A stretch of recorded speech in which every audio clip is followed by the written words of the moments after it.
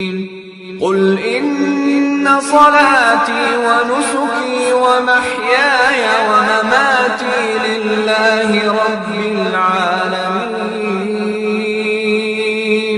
لا شريك له وبذلك أمرت وأنا أول المسلمين.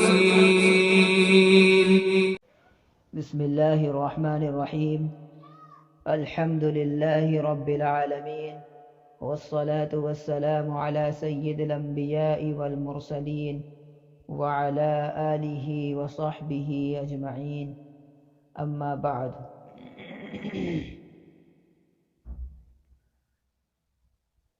فقد قال الله تبارك وتعالى: إن الله يحب التوابين ويحب المتطهرين. وقال: فيه رجال يحبون أن يتطهروا والله يحب المطهرين. وقال رسول الله صلى الله عليه وسلم: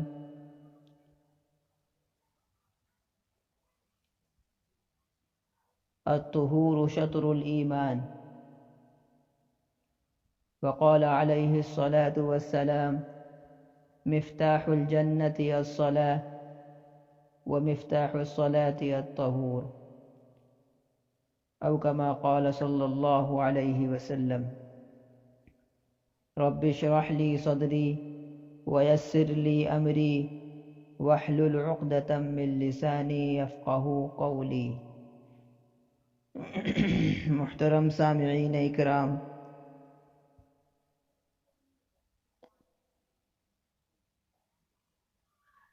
اللہ تعالیٰ سے دعا فرمائیں کہ اللہ تعالیٰ صحیح بات کہنے کی اور ہم سب کو پوری طرح سے اس پر عمل کرنے کی توفیق عطا فرمائے۔ اصل بات جو ہمیں کرنی تھی وہ یہ تھی کہ نماز کیسی ہونی چاہیے۔ اس سے متعلق چند باتیں پہلے بھی آپ کے سامنے پیش کی جا چکی ہیں، لیکن اصل بات یہ ہے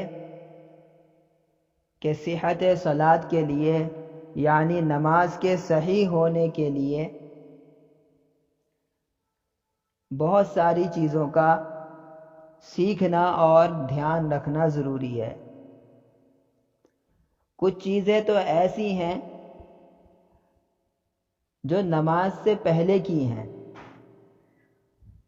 یعنی آپ یہ کہہ سکتے ہیں کہ کچھ شرطیں تو ایسی ہیں کہ جو نماز سے پہلے پوری کرنی ضروری ہیں، اور کچھ شرطیں ایسی ہیں جن کا لحاظ رکھنا دوران نماز ضروری ہے، اور کچھ شرطیں، کچھ چیزیں ایسی ہیں کہ نماز کے بعد جن کا دھیان رکھنا ضروری ہے۔ یعنی ایک نماز سیکھنے کے لیے، ایک نماز کو پوری طرح سے، کامل طرح سے، مقام احسان والے انداز میں پڑھنے کے لیے ہمیں اس سے پہلے کی چیزیں بھی سیکھنی چاہیے، درمیانی چیزیں بھی سیکھنی چاہیے، اور بعد کی چیزیں بھی سیکھنی چاہیے، تب جا کر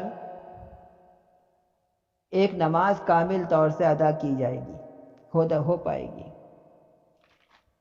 تو آج جو ہم بات کر رہے ہیں وہ نماز سے پہلے کی جو شرطیں ہیں ان سے متعلق بات کر رہے ہیں۔ ایک اہم شرط نماز سے پہلے کی جو ہے وہ یہ ہے کہ آدمی جو ہے وہ پاک اور صاف ہو، طہارت کے مسائل کے بغیر، طہارت کی شرطوں کو پورا کیے بغیر کوئی شخص بھی اپنی نماز کو عند اللہ مقبول نہیں کرا سکتا، کوئی شخص بھی ولیوں والی کامل نماز نہیں پڑھ سکتا۔ یعنی شرط ہے، اور یہ شرط ہماری اور آپ کی بنائی ہوئی نہیں ہے، بلکہ پیغمبر علیہ الصلاۃ والسلام نے خود فرمایا، نماز کا مقام و مرتبہ بھی بتایا اور نماز کی شرط بھی بتائی۔ فرمایا مفتاح الصلاۃ، وہ مفتاح الجنت الصلاۃ، کہ جنت کی تمام طرح کی نعمتوں سے لطف اندوز ہونا چاہتے ہو تو تمہیں اندر جانا پڑے گا، داخلہ لینا پڑے گا۔ اور داخلہ کب ملے گا؟ اس کا داخلہ لینے والی چیز کیا ہے؟ فرمایا کہ نماز۔ نماز ایک ایسی چیز ہے کہ وہ پڑھنے والے کو جنت کا داخلہ دلوا سکتی ہے۔ اور دوسری چیز بتائی وہ مفتاح الصلاۃ الطہور، اور نماز کو صحیح کرنے والی چیز طہارت ہے۔ اردو زبان میں دو لفظ بولے جاتے ہیں، بطور خاص توجہ فرمائیں۔ اردو زبان میں دو لفظ بولے جاتے ہیں، ایک لفظ ہوتا ہے پاکی اور ایک ہوتا ہے صفائی۔ پاکی کے متعلق ہمارے مذہب نے الگ ہدایات دی ہیں، صفائی کے متعلق ہمارے مذہب نے الگ ہدایات دی ہیں۔ دونوں چیزوں کے اوپر فوکس کرنا ضروری ہے، دونوں چیزوں کو سیکھنا ضروری ہے۔ الحمدللہ ہم ایسے عظیم الشان مذہب کے ماننے والے ہیں کہ جس کی مثال ساری دنیا میں پیش نہیں کی جا سکتی ہے، ورنہ دیگر مذاہب کا حال ہم اور آپ بہتر جانتے ہیں۔ دیکھیں دیگر مذاہب میں کہ کیسے کیسے خراب طرح کے کام وہ لوگ کرتے ہیں، اور ان کو ان کے مذہب والے، ان کی مذہبی کتابیں، ان کی مذہبی ہدایات روکتی ہی نہیں ہیں ان باتوں کی طرف ہی۔ بلکہ بعض مذاہب تو ایسے ہیں کہ ناپاکی کی طرف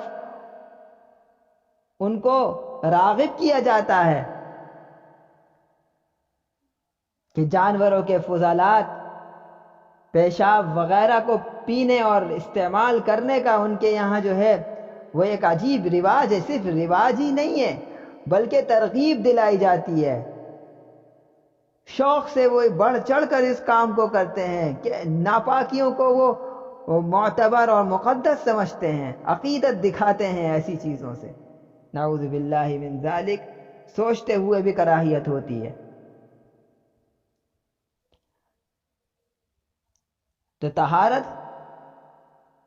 طہارت کے ایک لغوی معنی تو صفائی کے ہیں، لیکن طہارت کی شرعی حیثیت جو ہے وہ پاکی ہے، پاک ہونا۔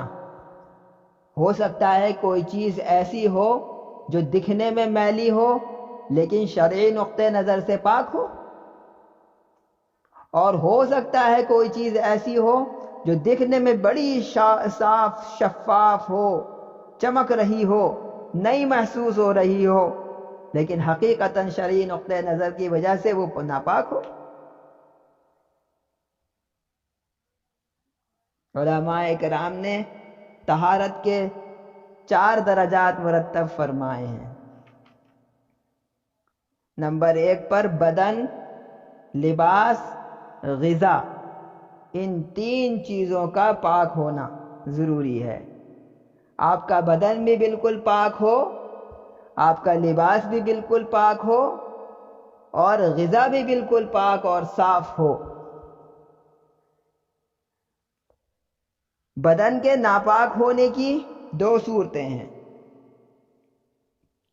ایک ناپاکی بدن کی جو ہے وہ وضو کے ذریعے دور ہو جاتی ہے، اور دوسری ناپاکی جو ہے وہ غسل کے ذریعے دور ہوتی ہے۔ یعنی انسان کا بے وضو ہونا یہ بھی ایک طرح کی ناپاکی ہی ہے۔ اس حالت میں وہ نماز نہیں پڑھ سکتا، نہ فرض پڑھ سکتا ہے، نہ نفل پڑھ سکتا ہے، نہ سجدہ تلاوت کر سکتا ہے، نہ نماز جنازہ پڑھ سکتا ہے، نہ قرآن کریم کو چھو سکتا ہے۔ گویا کہ وہ ایک طرح کی نجاست میں ہے، حکمی نجاست میں، گویا ایک طرح کی وہ ناپاکی میں ہے۔ بہرحال یہ ناپاکی جو ہے یہ ناپاکی وضو کے ذریعے دور ہو جاتی ہے۔ لیکن ایک دوسرا مرحلہ ہے کہ کوئی انسان جو ہے وہ جنوبی ہو گیا، یا اس کو احتلام ہو گیا، یا عورت ہے تو وہ حائضہ ہو گئی، یا اس کو نفاس آ گیا۔ اب ایسی صورت میں اس کی ناپاکی وضو کے ذریعے دور نہیں ہو سکتی ہے، بلکہ ایسی صورت میں اس کو غسل کرنا ضروری ہے۔ جب عورت کے ایام پورے ہو جائیں، وہ فارغ ہو جائے، تو اس کے لیے غسل کرنا ضروری ہے، اور غسل کرنا اور نہانا یہ دونوں الگ الگ چیزیں ہیں۔ نہانا تو بس یہ کہ پانی اڈیلا، بس تر کیا اور آ گئے۔ غسل کے اندر نمبر 1 پر جن باتوں کا خیال کرنا ضروری ہے وہ یہ کہ کلی کری جائے۔ 3 شرطیں ہیں یا 3 فرائض ہیں غسل کے۔ نمبر 1 کلی کرنا، نمبر 2 ناک میں پانی ڈالنا، پانی سے ناک کو صاف کرنا، صرف ناک کے باہر کے حصے کو نہیں یا ذرا سے اندر کے حصے کو نہیں، بلکہ ناک کی نرم ہڈی تک۔ ناک کو جب آپ پکڑیں گے تو ناک کا ایک حصہ وہ ہے کہ جو نرم ہے، ادھر ادھر ہل جاتا ہے، اور جب ذرا سا اوپر بڑھیں گے تو ایک سخت ہڈی شروع ہو جاتی ہے۔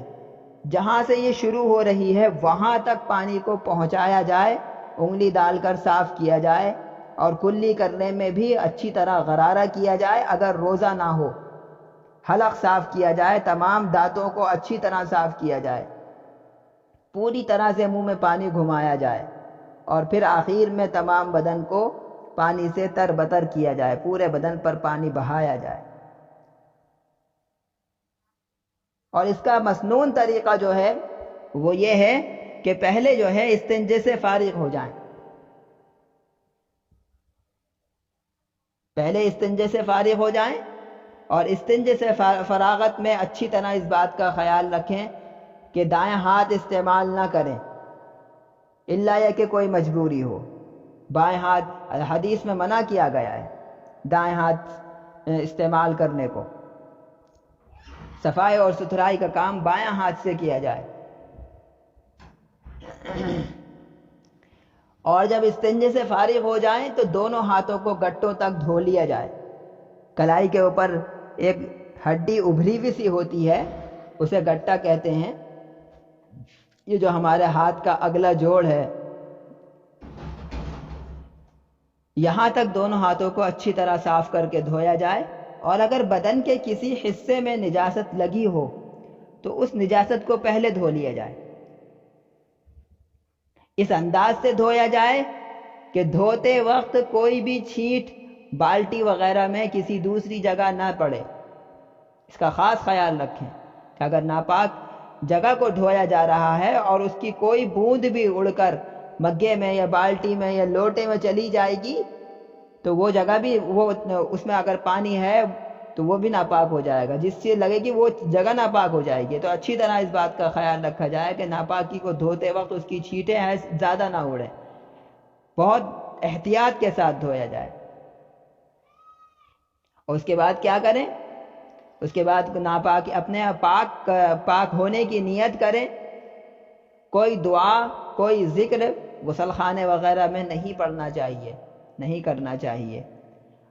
اور اس کے بعد پھر مکمل وضو کر لیں۔ اس کا فائدہ یہ ہے کہ جو جگہیں ہمیں ملنی پڑتی ہیں، مل کر صاف کرنا پڑتا ہے، وہ وضو میں اچھی طرح مل لی جاتی ہیں، اطمینان ہو جاتا ہے۔ اس کے بعد تمام بدن پر پانی بہا لیا جائے۔ لیکن اگر عورت غسل کر رہی ہے تو وہ اس بات کا خیال رکھیں کہ جو زیورات پہن کر غسل کر رہی ہیں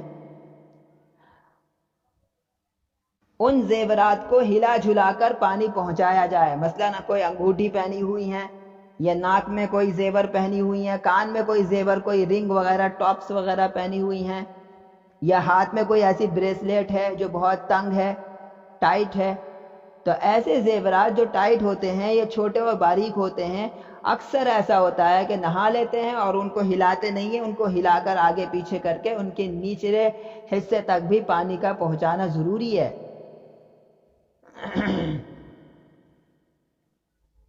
اور ناک میں جو ہمارا یہ ایک سوراخ سا ہوتا ہے جسے ٹونڈی وغیرہ کہتے ہیں، اس کے اندر بھی انگلی پھیر کر پانی پہنچانا چاہیے۔ غرض یہ ہے کہ تمام بدن پر پانی کا پہنچانا ضروری ہوئی ہے۔ لوگ اس بارے میں احتیاط نہیں کرتے۔ حدیث میں ہمیں ترغیب دلائی گئی ہے کہ تمام بدن پر پانی پہنچانا ضروری ہے۔ ہمارے جو جوڑ ہیں، گھٹنوں کے ہیں اور ہاتھوں کے ہیں، کوہنی ہے، کندھا ہے، ان جوڑوں کے اوپر کے اور نیچے کے دونوں طرف کے حصے جو ہیں وہ بسا اوقات خشک رہ جاتے ہیں۔ تو جس شخص پر غسل کرنا فرض ہے، اگر اس کا بال برابر بھی کسی جگہ کا کوئی حصہ خشک رہ گیا تو اس کا غسل پورا نہیں ہوگا ہی نہیں۔ اس کے بعد اس کو کسی بھی عبادت میں حاضری کی گنجائش ہی نہیں ہے، اجازت ہی نہیں ہے، کر لے گا تو مانی نہیں جائے گی۔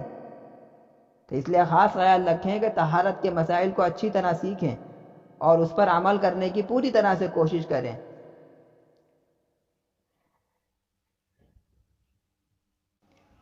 یہ تو ہوا غسل کرنے کا طریقہ، لیکن چند چیزیں ایسی ہیں کہ جس کی وجہ سے ہمارا غسل ہو تو جاتا ہے لیکن مکروہ ہو جاتا ہے۔ ہم پاک تو ہو جاتے ہیں لیکن کراہت آ جاتی ہے۔ وہ چیزیں کیا ہیں؟ اس میں بہت زیادہ بے احتیاطی ہوتی ہے، ذرا دھیان دیں۔ نمبر 1 پر زیادہ پانی بہانا، جتنی ضرورت ہو اتنا کام کیا جائے، اتنے پانی کا استعمال کیا جائے۔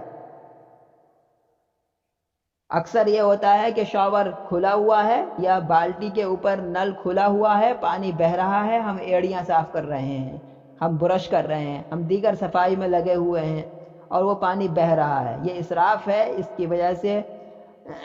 کی وجہ سے ہم جو ہیں وہ اللہ تعالیٰ کے سامنے جواب دہی کے لیے تیار رہیں، خطرہ ہے اس بات کا۔ اللہ تعالیٰ نے اسراف اور فضول خرچی کو خاص طور سے ہمیں منع کیا ہے۔ اور نمبر 2 پر لوگ اکثر یہ غلطیاں کرتے ہیں کہ سامان پوری طرح سے غسل خانے میں لے کر نہیں جاتے، اندر جا کر آواز لگا رہے ہوتے ہیں کہ بنیان دے دینا، ٹاول دے دینا، کپڑے بھول گیا، صابن نہیں ہے۔ تو اپنی تمام چیزیں پوری طرح سے دیکھنے کے بعد پھر وہاں جائیں۔ کپڑے اگر لے کر جا رہے ہیں تو اس کے کمر بند وغیرہ دیکھ لیں کہ اس میں کمر بند پڑا ہوا ہے یا نہیں پڑا ہوا ہے، کمر بندی وہاں ٹنگی ہوئی ہے یا نہیں ٹنگی ہوئی ہے۔ غسل خانے میں ہونا یہ چاہیے کہ کمر بندی ٹنگی ہونی چاہیے،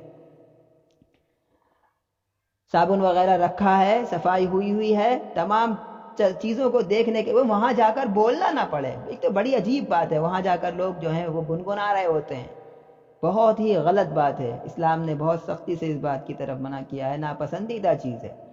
اور دوسری چیز یہ کہ خلاف سنت غسل کرنا۔ سنت کا طریقہ جو میں نے آپ کے سامنے ابھی بتایا کہ استنجا کریں، اس کے بعد ناپاکی دور کرنے کی نیت کریں، دونوں ہاتھ گٹوں تک دھوئیں، پہلے وضو کریں، پھر تمام بدن پر پانی بہائیں۔ یہ طریقہ جو ہے یہ خلاف سنت نہ کریں، مطلب وضو ہی نہیں کیا، موقع تھا پھر وضو نہیں کیا،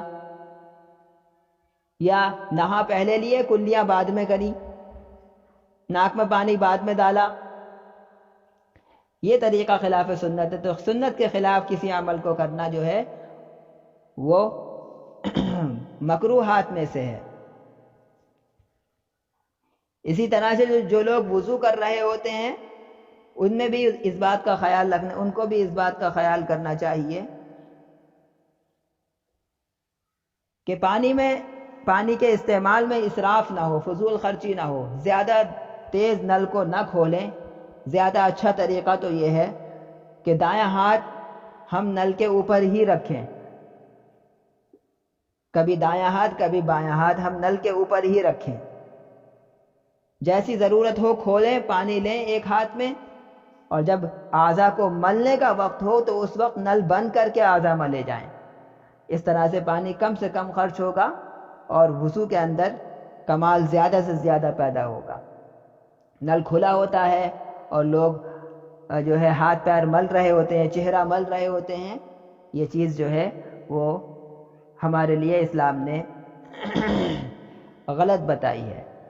اس کا خیال کرنا چاہیے۔ اللہ تعالیٰ کو اسراف کرنے والے لوگ ناپسندیدہ ہیں۔ اب یہ بھی دیکھ لیں کہ وضو کرنے کا صحیح طریقہ کیا ہوتا ہے، کیونکہ وضو کرنے میں بھی آج کل لوگ جو ہیں وہ الگ الگ ٹائپ کا وضو کر رہے ہوتے ہیں۔ ایک صاحب کو دیکھا کہ آنے کے بعد سب سے پہلے پیر دھو لیے، اس کے بعد وضو کرنا شروع کیا۔ اگر کوئی مجبوری ہے تو بات الگ ہے، لیکن بعض لوگوں کو عادت ہی ہوتی ہے، تو ان کا دیکھے دیکھی کسی کو ایسا لگنے لگ سکتا ہے کہ بھئی پہلے شاید پیر ہی دھوئے جاتے ہوں، یا بعض لوگ ہوتے ہیں کہ گٹوں تک ہاتھ دھونے کے بجائے پورے کوہنیوں تک ہی دھو لیتے ہیں ایک ہی بار میں، اور اس کے بعد پھر وضو کرنا شروع کرتے ہیں۔ اور بعض لوگ کہتے ہیں کہ سر کھلے ہونے کی حالت میں وضو نہیں ہوتا ہے، تو یہ بھی کوئی ضروری چیز نہیں ہے۔ وضو کرنے کے لیے سب سے پہلے جو طریقہ ہے، جو آداب بتائے ہیں، وہ یہ کہ جب وضو کرنے بیٹھیں تو ایسی جگہ بیٹھیں کہ جہاں سے چھینٹیں اڑ کر کپڑوں پر نہ آتی ہوں، آس پاس کے لوگوں کو آپ کی چھینٹیں نہ جاتی ہوں، پانی کا زیادہ استعمال نہ کیا جاتا ہو، ایسی جگہ کا انتخاب کیا جائے اور ایسے انداز سے جو ہے وضو کیا جائے۔ نمبر 1 پر دونوں ہاتھ گٹوں تک 3 مرتبہ دھو لیے جائیں، دونوں ہاتھوں کی انگلیوں کے درمیان انگلیاں ڈال کر درمیانی جو حصے ہیں ان کا خلال کیا جائے، ان کے اوپر اچھی طرح سے رگڑ کر صاف کیا جائے۔ نمبر 2 پر کلی 3 مرتبہ کی جائے، اور مسواک ہو تو مسواک کی جائے، نہ ہو تو شہادت والی انگلی سے، دائیں ہاتھ کی پہلی انگلی سے دانتوں کو اچھی طرح صاف کیا جائے۔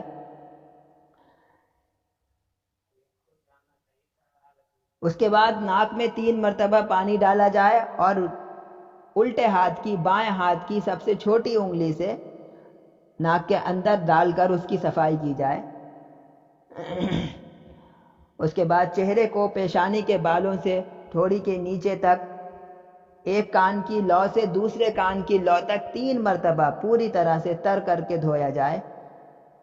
مرد اگر داڑھی ہے مرد کی اگر، تو اس کی داڑھی کا خلال کرنا اس کو ضروری ہے، یعنی داڑھی کے اندر تک پانی پہنچانا انگلیاں ڈال ڈال کر، یہ ضروری ہے۔ اگر اس کی داڑھی جو ہے وہ بالکل ہلکی ہلکی سی ہے تو اس کے اندر اس طرح سے جو ہے خلال کرنا باقاعدہ ضروری نہیں ہے۔ اس کے بعد دونوں ہاتھ کوہنیوں سمیت دھوئے جائیں 3 مرتبہ، پہلے سیدھا ہاتھ، دائنا ہاتھ اور پھر بایاں ہاتھ۔ اس کے بعد 1 مرتبہ ہاتھ پر پانی ڈال کر پورے سر کا مسح کیا جائے۔ لوگ مسح بھی 3 بار کر رہے ہوتے ہیں، تو مسح جو ہے وہ صرف 1 مرتبہ ہے، اور چوتھائی سر کا فرض ہے اور پورے سر کا جو ہے وہ سنت ہے۔ مسح کرنے میں اس بات کا خیال کرنا بہتر ہے کہ شہادت کی انگلی جو ہے وہ پہلی انگلی دونوں ہاتھ کی، اس کو ذرا بچا لیں اور انگوٹھے کو ذرا بچا لیں، اور اس انگلی کو کانوں کے اندر جب سر کا مسح پورا ہو جائے تو یہ بچی ہوئی جو انگلی تھی، پہلی انگلی جو تھی، اس کو کانوں کے اندر جو کھانچا سا بنا ہوا ہے، جو دائرہ سا بنا ہوا ہے، اس دائرے کے اندر پھیرا جائے۔ انگوٹھا بچا تھا، اس انگوٹھے کو کانوں کے پیچھے پھیر لیا جائے، لیکن یہ بھی 1 ہی مرتبہ ہے۔ اور اگر یہ انگلی جو ہے وہ ٹچ ہو جائے، انگوٹھا ٹچ ہو جائے بالوں میں، تو دوبارہ سے اس کو باقاعدہ بھگونے کی کوئی ضرورت نہیں ہے۔ اتنا اس میں مبالغہ نہ کیا جائے، پریشان نہ ہوا جائے کہ اس اسٹائل سے رکھنا ہے، اس انداز سے رکھنا ہے، اور ایسے لے کے جانا ہے اور ایسے پھر واپس لے کے آنا ہے، اتنے تکلفات کی کوئی ضرورت نہیں ہے۔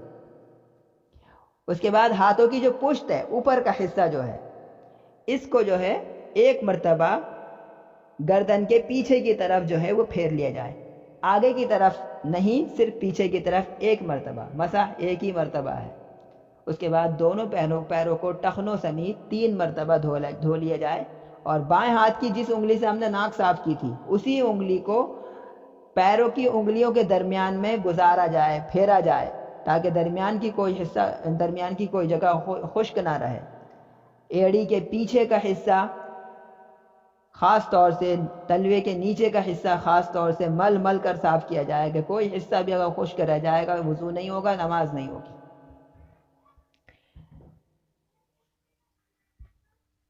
اس میں ایک چیز آئی تھی کہ مسواک کی جائے۔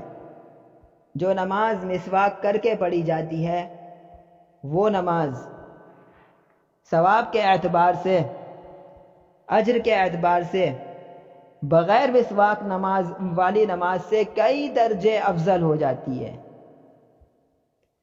تو اس سے یہ معلوم ہوا کہ کچھ چیزیں ایسی ہیں کہ جن کا لحاظ اگر ہم شروع میں رکھیں تو ہماری نماز ہی کامل بنتی ہے، مسواک ایک ایسی ہی چیز ہے، لیکن مسواک کے بارے میں ہمیں چند باتوں کا دھیان رکھنا ضروری ہے۔ پہلی چیز تو یہ کہ لوگ جو ہیں مسواک کو ایسی جگہ رکھتے ہیں کہ سب کو نظر آ جاتی ہے، یا پھر ایسی جگہ بیٹھ کر رہے ہوتے ہیں کہ جو جگہ صفائی کی نہیں ہوتی ہے۔ مثلا مسجد میں درمیانی حصے میں ہی بیٹھے، وہیں مسواک کرنی شروع کر دی۔ وضو کرنے جائیں گے ابھی 5 منٹ کے بعد، 5 منٹ یہیں بیٹھے ہوئے مسواک کر رہے ہیں، سب کے سامنے دانت کھول کر مسواک۔ یہ کتنا عجیب سا محسوس ہوتا ہے۔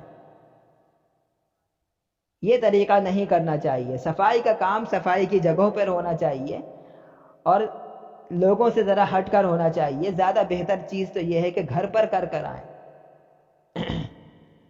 لوگ صفائی اور طہارت کے نام پر مسجدوں میں وہ کام کر رہے ہوتے ہیں جس سے دوسرے لوگ متنفر ہوتے ہیں، اور ایذاء مسلم حرام ہے۔ یہ چیز بھی ایذاء کا سبب بن جاتی ہے۔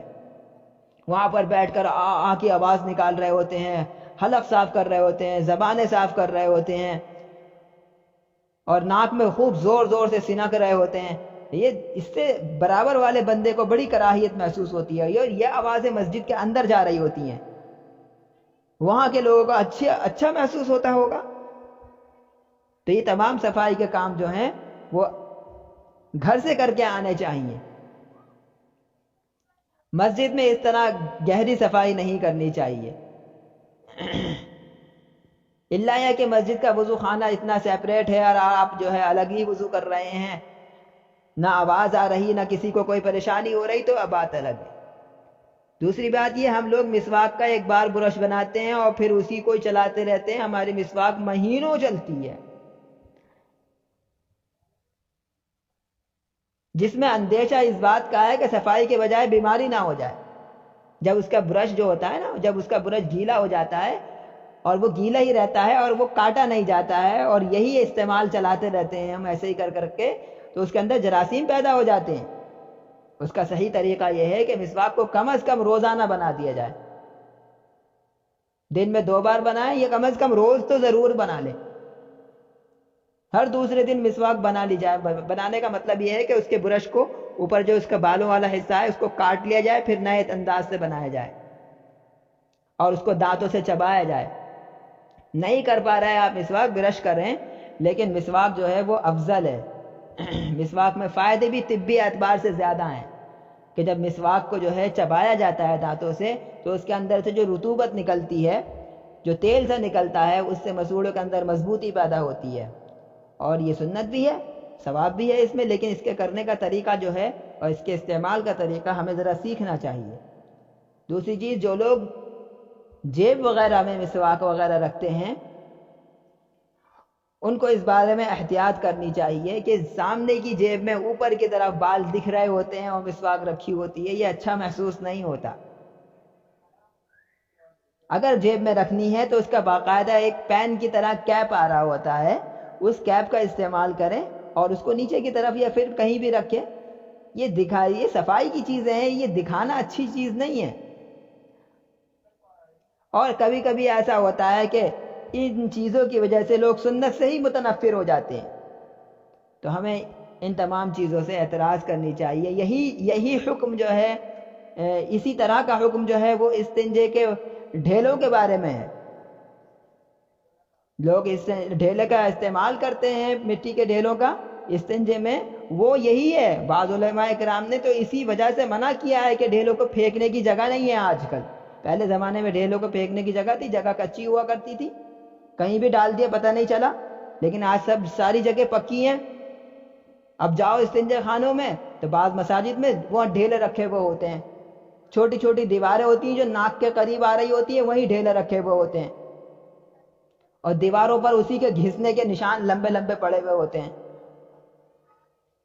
ایسی بدبو آ رہی ہوتی ہے کہ سانس لینا دبر ہو جاتا ہے۔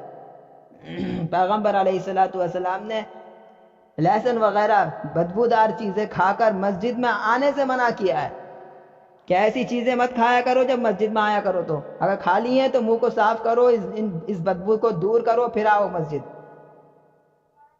فقہاء اکرام نے لکھا ہے کہ ایسا شخص جس کے پسینے سے بے حد بدبو آتی ہو، اور لوگوں کو بہت زیادہ تکلیف ہوتی ہو، دشواریاں زیادہ بڑھ جاتی ہوں، تو ایسے شخص کو صفائی ستھرائی کا بہت زیادہ خیال کرنا چاہیے. بغیر صفائی ستھرائی کے وہ ایسا شخص مسجد نہ آئے. تو پیغمبر علیہ الصلوۃ والسلام تو ہمیں اتنی ہدایت فرما رہے ہیں، اور ہمارا حال کیا ہے؟ ہمارا حال یہ ہے کہ چھوٹی سی مسجدوں کے قریب قریب ہی ہم بیت الخلاء بنا دیتے ہیں، استنجا خانے بنا دیتے ہیں، اور ان کی حالت اتنی گئی گزری ہوتی ہے کہ بائی چانس کوئی چلا جائے تو اس کو تو الٹی ہو جاتی ہے. اتنا خراب حال ہوتا ہے، اور ایسی بری وہاں سے بدبو مسجد کے اندر آ رہی ہوتی ہے. اول تو یہ کہ دور بنائے جائیں بیت الخلاء وغیرہ. دوم یہ کہ اگر بنے ہوئے ہیں تو جو جہاں بھی بنائے جائیں مکمل صفائی کا انتظام کیا جائے، اور محلے میں اس طرح کا ماحول بنایا جائے کہ لوگ اپنے گھروں سے فارغ ہو کر آیا کریں. یہ تو مسافر کے لیے ہے کہ بائی چانس کوئی مسافر گزرا، بیچارہ ضرورت مند ہے، کہاں جائے، کرا لی. اب لوگوں نے عادت ہی بنا لی ہے. بعض لوگوں کو تو دیکھا کہ صبح کے وقت میں اگر فجر کی نماز باقاعدہ نکالتے ہیں، نکلتی نہیں ہے، چھوٹتی نہیں، باقاعدہ چھوڑتے ہیں، نکالتے ہیں. وہ اٹھیں گے 8-9 بجے، اور 8-9 بجے وہ پیسٹ اور برش لے کر اور ایک ہاتھ میں جو ہے صابن پکڑے ہوئے وہ گھر سے سیدھے مسجد آ جاتے ہیں. اور وہاں آنے کے بعد وہ منہ دھو رہے ہیں، پیر دھو رہے ہیں، بنیان دھو رہے ہیں، ٹوپیاں دھو رہے ہیں، اور برش کر رہے ہیں، اور اس کے بعد پھر قضا نماز سب کے سامنے پڑھ رہے ہیں، اور پھر وہ گھر جا رہے ہیں. مساجد ان کاموں کے لیے نہیں ہے. ہمیں اس بارے میں جو ہے غور کرنا چاہیے، لوگوں کو سمجھانا چاہیے. ایک جرم تو یہ کہ نماز چھوڑی، دوسرا جرم یہ کہ علل اعلان سب کے سامنے دکھا کر پڑھ رہا ہے کہ ہاں میں چھوڑا ہوا تھا نماز، میں نے نماز قضا کی ہے. تو بھئی تو تم نے جرم کیا تھا کہ تم نے نماز چھوڑی تھی، چپکے سے کسی کونے میں پڑھ لیتے. سب کو بتانے، جتانے، دکھانے کی کیا ضرورت ہے؟ اس سے تو جرم اور بڑھ جاتا ہے.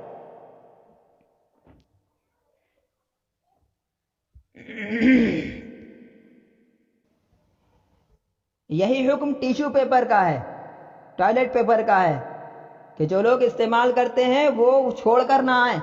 اچھی طرح اگر پانی کے بہانے کے بعد اس کے بہہ جانے کا امکان ہے تو استعمال کریں، ورنہ استعمال نہ کریں.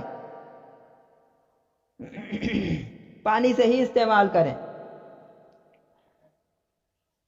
اور دوسرے استنجے کے مسائل جو ہیں وہ گھر میں خاص طور سے بچوں کو خاص طور سے سکھائے جائیں، ان کی نگرانی کی جائے.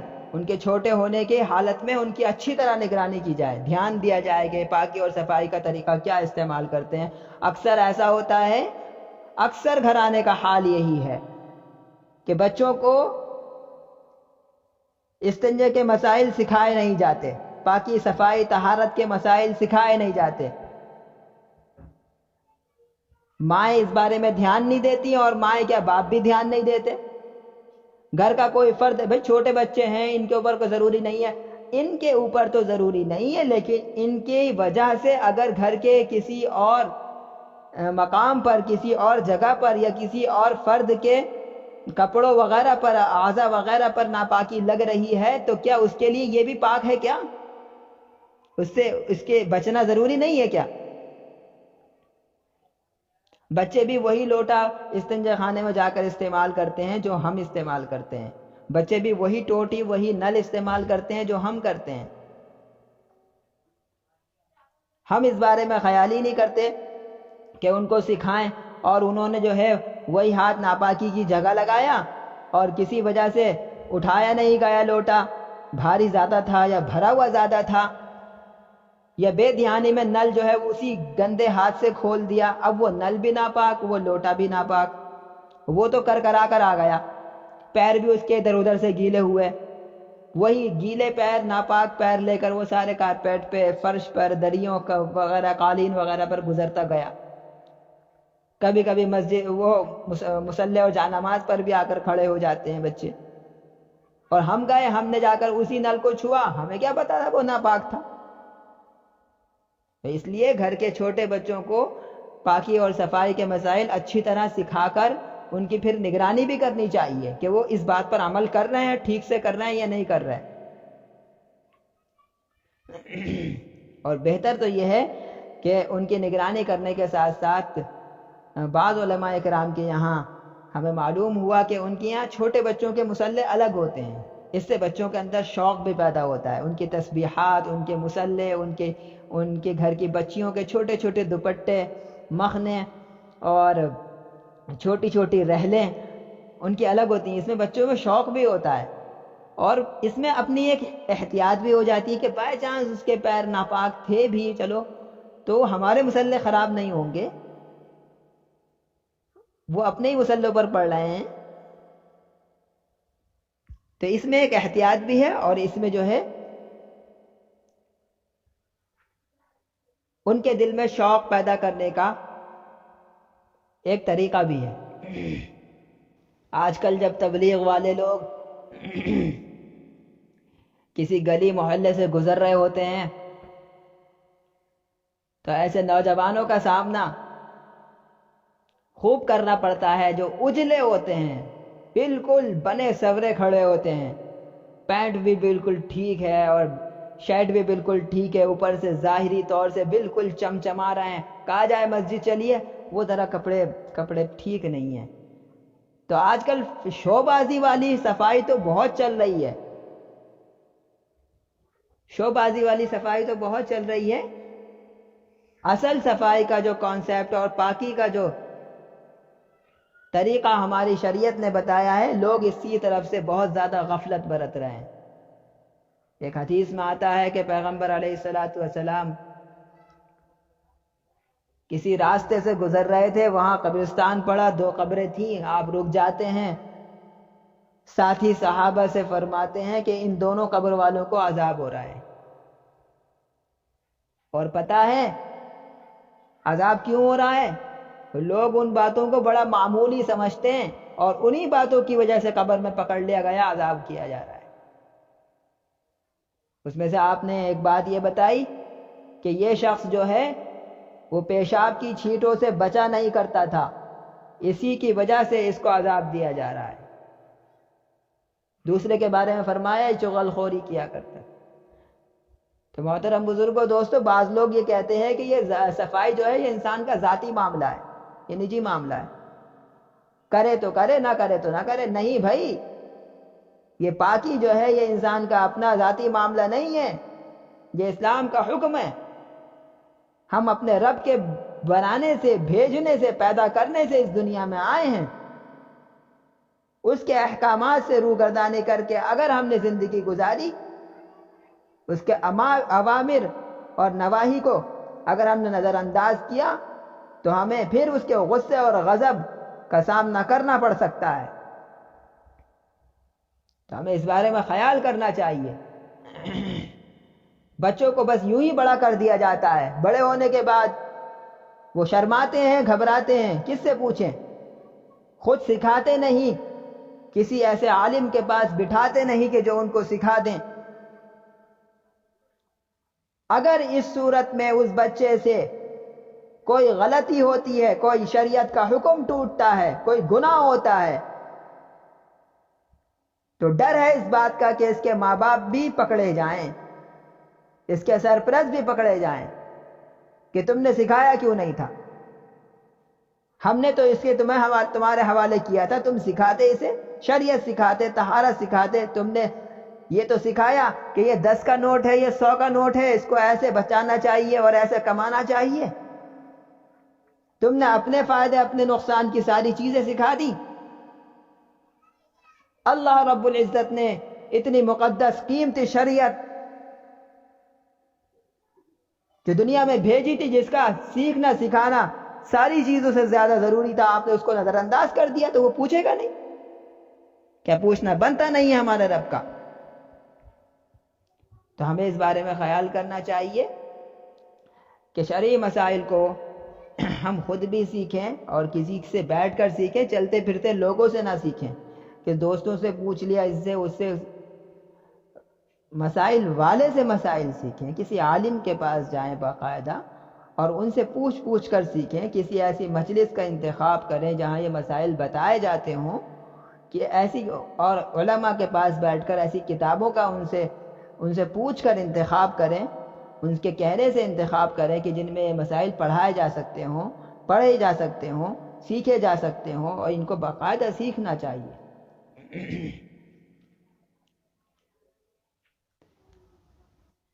پھر بھی مرد حضرات کے یہاں تو کچھ نہ کچھ انتظام ہو ہی جاتا ہے کہ کبھی تبلیغ والے، کبھی کسی بیان میں، کبھی کسی دوست کے ذریعے کسی نہ کسی طرح ان کو اصلاح کا ان کو موقع مل ہی جاتا ہے. عورتوں کا زیادہ برا حال ہے کہ شرم کی وجہ سے ان کو یا غفلت کی وجہ سے ان کو ان مسائل کے سیکھنے کا موقع نہیں ملتا، اور ان کے گھر کے مرد جو ہیں ان کی تو توجہ ہی نہیں ہوتی کہ اپنے گھر کی عورتوں کو یہ ساری چیزیں سکھائیں. ایک بڑے عالم صاحب نے یہ جملہ کہا تھا، سخت جملہ تھا لیکن میرا نہیں ہے، ان کا ہے، اور ٹھیک ہی کہا تھا بالکل، کہ ہمارے مرد جو ہے نا، گھر کے مردوں کا حال ہمارے مردوں کی طرح ہے، کچھ نہیں سکھانا چاہتے، کچھ نہیں بتانا چاہتے. خود بہت اچھے اچھے کام کر جاتے ہیں، لیکن عورتوں کو کسی کام میں، کسی اچھے کام میں، بیان میں، بیعت میں، ذکر کی مجالس میں، علماء کے پاس حاضری وغیرہ جیسی اچھی چیزوں میں شریک ہی نہیں کرتے، کتابیں پڑھنے پڑھانے میں شریک ہی نہیں کرتے. کیوں نہیں کرتے بھائی؟ آپ اپنی بچیوں کو عالمہ کیوں نہیں بناتے؟ ایک واقعہ ہے کہ ایک مسجد کے متولی صاحب ایک بڑے عالم صاحب کے پاس آتے ہیں اور رونے لگتے ہیں. ان سے پوچھتے ہیں کہ بھائی آپ کیوں رو رہے ہیں، کیا وجہ ہوئی؟ تو کہنے لگے کہ حضرت کیا بتاؤں، ہمارے گھر کی عورتوں کا کتنا برا حال ہے. کہنے لگے کہ رات میری اپنی اہلیہ سے ملاقات ہوئی، صبح فجر کی نماز سے پہلے میں نے غسل کیا، مسجد میں نماز پڑھنے آ گیا. جب میں آیا تو وہ لیٹی ہی تھیں. اب جب میں نماز پڑھ کر پہنچا تو میں نے دیکھا کہ وہ مصلی پر ہیں. تو بولے مجھے خوشی ہوئی کہ بھئی اتنا ٹھنڈا موسم ہے، انہوں نے اتنی جلدی غسل کر لیا اور نماز کے لیے آ گئی ہیں، تو بڑی ہمت سے انہوں نے کام کیا. تو بولے میں نے مسکرا کر ان سے کہا کہ بھئی آپ اتنی جلدی نہا بھی لی؟ تو کہنے لگے کیوں نہاتی؟ تو شوہر کہنے لگے کہ بھئی ہماری رات جو ہے وہ ملاقات ہوئی تھی، اور اس کے بعد جو ہے وہ غسل فرض ہوتا ہے. تو ان کی اہلیہ کا جواب سنیں. ان کی اہلیہ کہتی ہیں کہ کسی غیر مرد سے تھوڑی ملی تھی، اپنے ہی مرد سے تو ملی تھی. اور یہ کہہ کر وہ رونے لگتے ہیں، اور وہ یہ کہتے ہیں کہ حضرت آج میری اہلیہ کو معلوم ہوا ہے کہ غسل جنابت فرض ہے. اس ملاقات کے بعد غسل فرض ہوتا ہے. وہ اب تک بغیر غسل کے ہی پتہ نہیں کتنی چیزیں خراب کر چکی ہیں، کتنی عبادتیں خراب کر چکی ہیں. تو محترم بزرگوں، دوستو، اپنی گھر کی عورتوں کا اچھی طرح سے جائزہ لیں.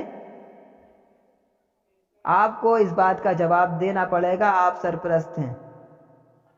آپ ان کے لیے انتظامات کریں، آپ ان کو خود سکھائیں، سکھانے والوں کا انتخاب کریں کہ ان کو وہ طہارت کے ضروری مسائل ضرور سکھائیں.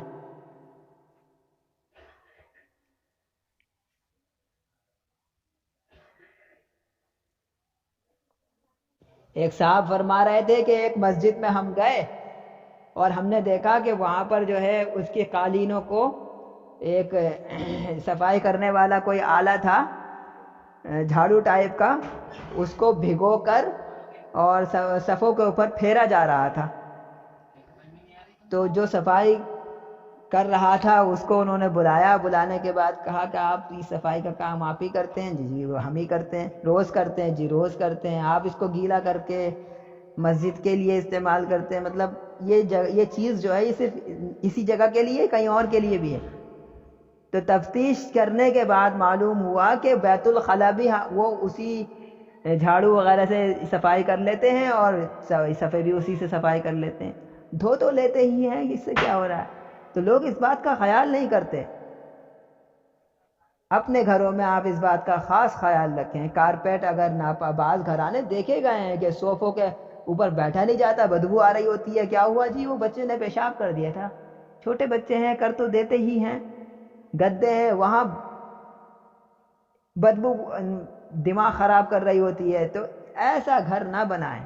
پیغمبر علیہ الصلوۃ والسلام نے، لوگ کہتے ہیں کہ چھوٹے بچے ہیں کر دیتے ہیں، ہو جاتا ہے، ٹھیک ہے، گنجائش ہے، بچوں کو نہ جھڑکا جائے، نہ اتنا زیادہ وہ جو ہے گھر میں سختی کا ماحول بنایا جائے، لیکن اگر ہو جائے کوئی چیز ناپاک تو اس کے پاکی کا بھی باقاعدہ انتظام کیا جائے۔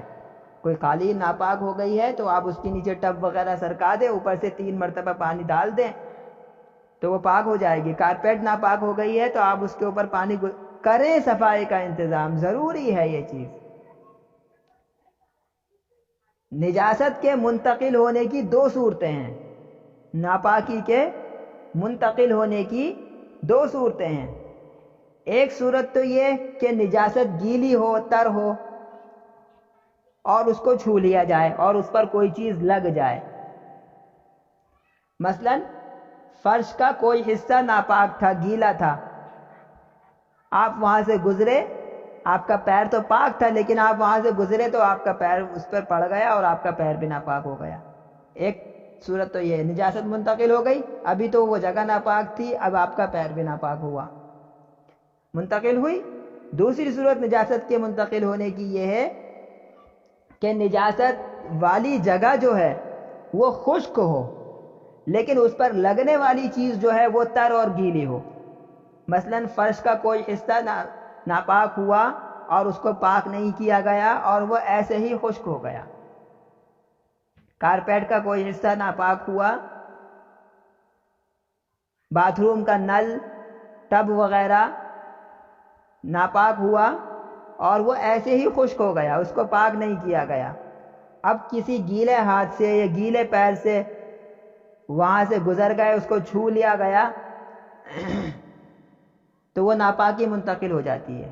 ابھی تو صرف وہی جگہ ناپاک تھی، اب آپ کا بھی ہاتھ اور پیر ناپاک ہو جائے گا۔ تو اس کا خاص خیال رکھنا چاہیے کہ ہمارے گھر کے تمام جو ہیں وہ حصے وہ پاک رہیں۔ اگر کوئی جگہ ناپاک ہے تو اس کے پاک کرنے کا اہتمام کیا جائے۔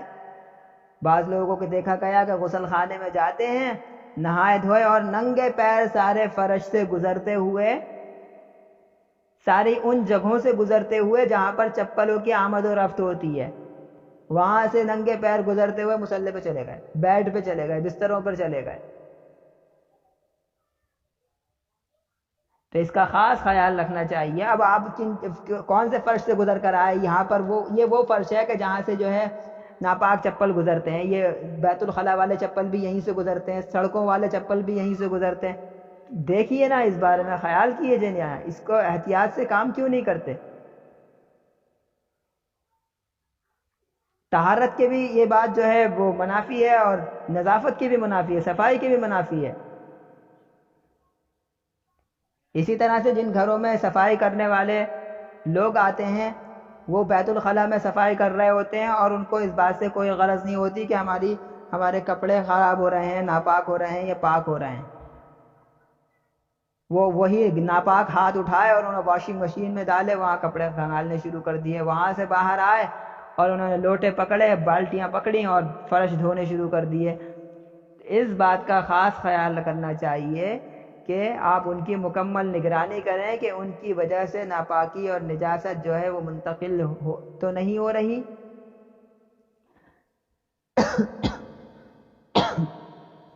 اور یہ سارے کے سارے کام بہت آسانی سے ہو سکتے ہیں کہ اگر ہم عورتوں کی تعلیم، بچیوں کی تعلیم کی فکر کریں تو وہ گھر سنبھالتی ہیں، وہ اپنی کچن سنبھالتی ہیں اور بہت صفائی ستھرائی کا خیال بھی کرتی ہیں، اور جتنا وہ کر لیتی ہیں اتنا مرد کر بھی نہیں سکتا۔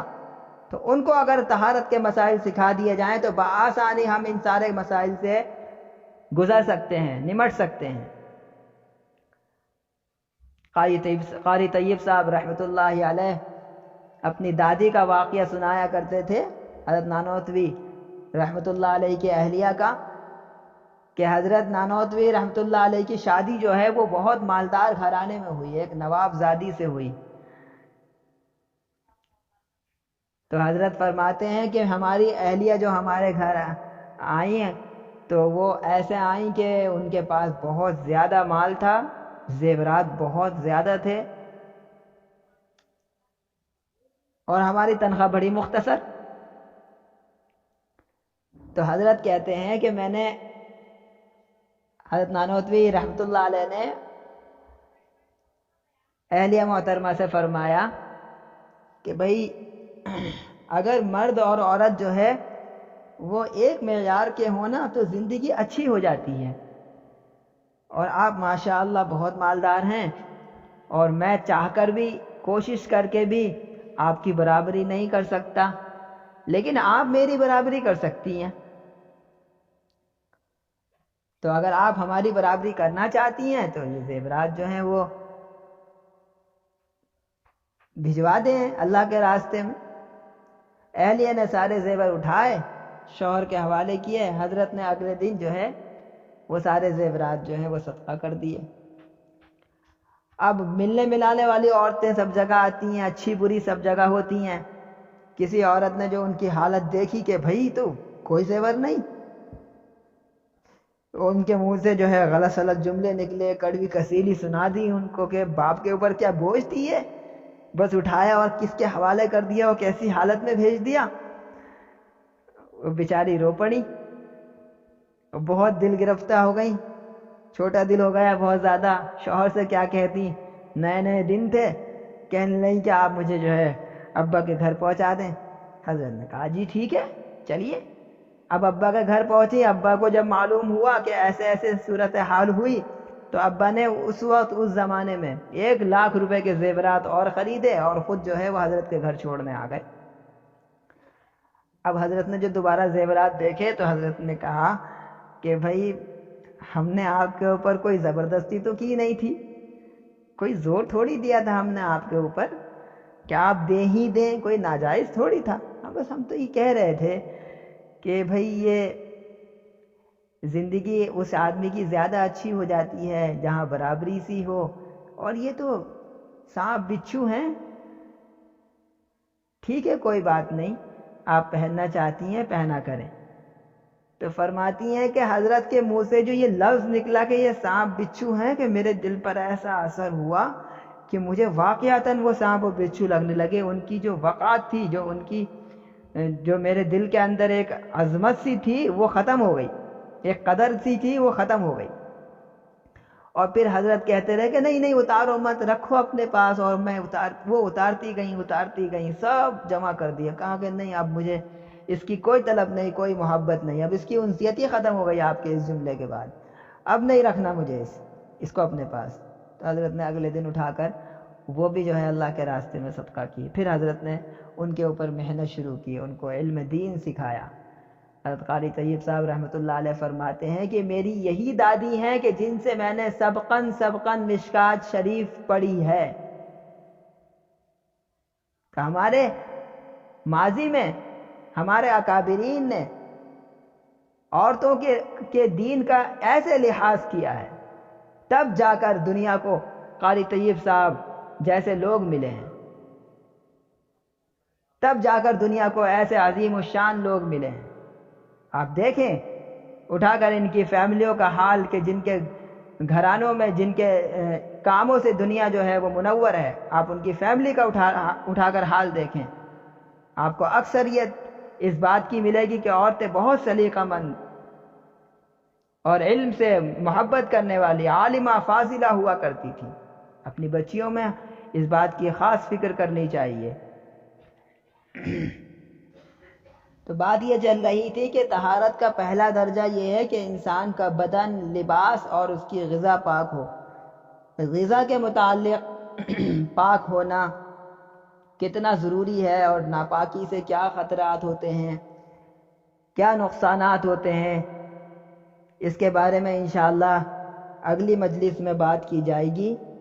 ایک واقعہ سن لیں کہ طہارت کتنی ضروری ہے اور کتنی اہم ہے۔ عصر حاضر کی ایک عظیم شخصیت ہیں، وہ اپنا واقعہ فرماتے ہیں کہ میرے پاس ایک 18-19 سال کا رات ہی یہ بیان سنا یوٹیوب پر کہ میرے پاس ایک 18-19 سال کا ایک نوجوان آیا کرتا تھا اور اتنا نورانی چہرہ ہوتا تھا اس کا کہ میں متاثر ہو جایا کرتا تھا، اور وہ مجھ سے آیا ایک مرتبہ آ کر کہنے لگا کہ حضرت مجھے رات جو ہے وہ پیغمبر علیہ الصلوۃ والسلام کے خواب میں زیارت ہوئی ہے اور حضور اقدس صلی اللہ علیہ وسلم مجھے گلے لگا رہے ہیں۔ اب ایک مرتبہ ہوا، 2 مرتبہ ہوا، 3 مرتبہ ہوا، آئے دن اس کے ساتھ یہ مسئلہ ہونے لگا کہ روز آتا اور آتا کہتا کہ حضرت رات پھر زیارت ہوئی، پھر گلے لگایا مجھے، کیا مطلب ہے اس خواب کا؟ وہ فرماتے ہیں کہ میں اپنے شیخ کے پاس لے گیا، حضرت اقدس مولانا مفتی علی حسن رحمۃ اللہ علیہ، ان کے شیخ، ان کے پاس لے گیا۔ حضرت سے کہا کہ حضرت یہ نوجوان ہے۔ حضرت نے بھی اس کے نورانی چہرے کو بہت غور سے دیکھا، خواب سنا، اور خواب سننے کے بعد کہا کہ اسے بھیج دو، تعبیر بعد میں بتا دوں گا۔ اس کے جانے کے بعد حضرت نے تعبیر دی خواب کی کہ اس نوجوان کا انتقال جلدی ہونے والا ہے، اس کی عمر بہت کم ہے، اس کو جلدی موت آ جائے گی۔ تو وہ فرماتے ہیں کہ میں گھر آ گیا، شام کو میری نوجوان سے ملاقات ہوئی، میں نے اس کو کوئی ایسی بات نہیں بتائی کہ جس سے اس کو یہ لگے کہ بھئی موت جلدی آنے والی ہے، بس میں نے اس سے یہ کہا کہ اللہ تعالیٰ نے آپ پر بڑا احسان فرمایا ہے اور محبت اور انسیت اللہ رب العزت کی طرف سے خاص طور سے آپ کی طرف متوجہ ہوئی ہے، رحمت خداوندی کا خاص حصہ آپ کو ملا ہے۔ اس طرح کی ہم نے اس کے ساتھ گفتگو کی اور اس کا پھر انتقال ہو جاتا ہے۔ کہنے لگے کہ میں نے ہی اس کی جنازے کی نماز پڑھائی اور ہلکی ہلکی بارش پڑ رہی تھی اور اس کے جنازے سے ایسی شاندار خوشبو اٹھ رہی تھی کہ بڑی حیرت ہو رہی تھی۔ کہنے لگے کہ میں اس کے جنازے سے، اس کی زندگی سے اتنا متاثر تھا کہ میں لگاتار کئی سال تک مسلسل اس کے قبر پر جاتا رہتا تھا، اس کے قبر سے خوشبو آیا کرتی تھی۔ وہ میرے خواب میں ایک مرتبہ آیا اور آنے کے بعد جو ہے ہماری اس سے ملاقات ہوئی اور باتیں ہوئی، تو میں نے اس سے پوچھ لیا کہ بھائی کیا حال ہے، اگلی زندگی کے مراحل کیسے گزرے؟ تو اس نے جواب میں کہا کہ حضرت 14 دن تک طہارت کے مسائل کی وجہ سے روکا گیا، 14 دن تک۔ تو حضرت فرماتے ہیں کہ میں نے یہ خواب جو ہے وہ اپنے شیخ کو جا کر بتایا، جنہوں نے یہ خواب کی تعبیر پہلی مرتبہ اس کے خواب کی تعبیر دی تھی۔ تو حضرت زور زور سے رونے لگے، آواز کے ساتھ رونے لگے، اور طلبہ کے درمیان حضرت جو ہے اس بات کو خاص فرمایا کرتے تھے کہ بچوں، طہارت کے مسائل بہت اہم ہیں، قبر کی زندگی جو ہے وہ بہت زیادہ خراب ہو جاتی ہے ناپاک لوگوں کی، ان مسائل کا خاص خیال رکھا کرو۔ ہماری بھی اللہ سے درخواست ہے کہ اللہ تعالی ہمیں اچھی طرح دین پر عمل کرنے کی توفیق عطا کرے، پاک زندگی عطا کرے، عزت والی موت عطا کرے، پوری طرح سے اسلام والی زندگی، ایمان والی موت عطا کرے۔ جو بھی کہا گیا ہے اللہ تعالیٰ اسے قبول فرمائے، تمام طرح کی غلطیوں کو معاف فرمائے۔ وآخر دعوانا الحمد للہ رب العالمین۔